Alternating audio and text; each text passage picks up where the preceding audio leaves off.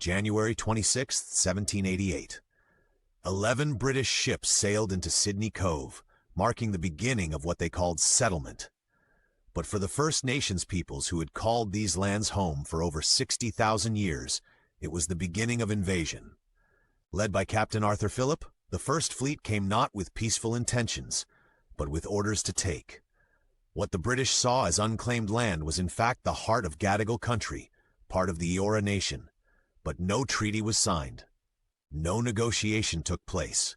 No acknowledgement was made of the people already living there. Instead, the British raised their flag and declared sovereignty, as if ancient ownership meant nothing. As if 60,000 years of life, culture, and memory could be erased with a flagpole.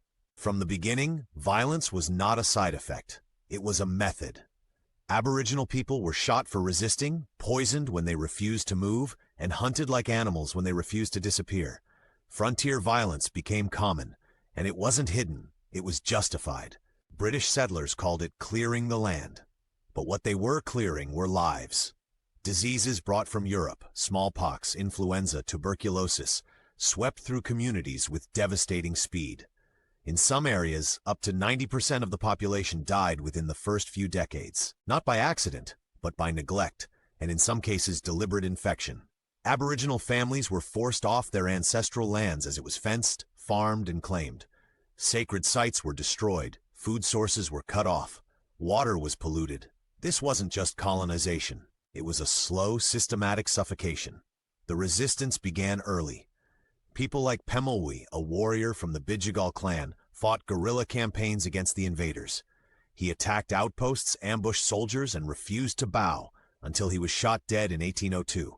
His head was cut off and sent to England in a jar, never returned. But Pemulwuy was not the only one. All across the continent, Aboriginal warriors and communities resisted. They knew what was being taken, and they refused to go quietly. Yet for every act of resistance, the British responded with greater brutality.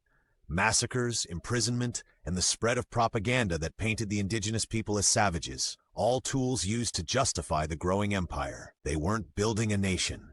They were burying one. In the next section, we'll uncover the hidden massacres and frontier wars, the dark chapters they tried to erase from history, and the mass killings that haunt the land to this day.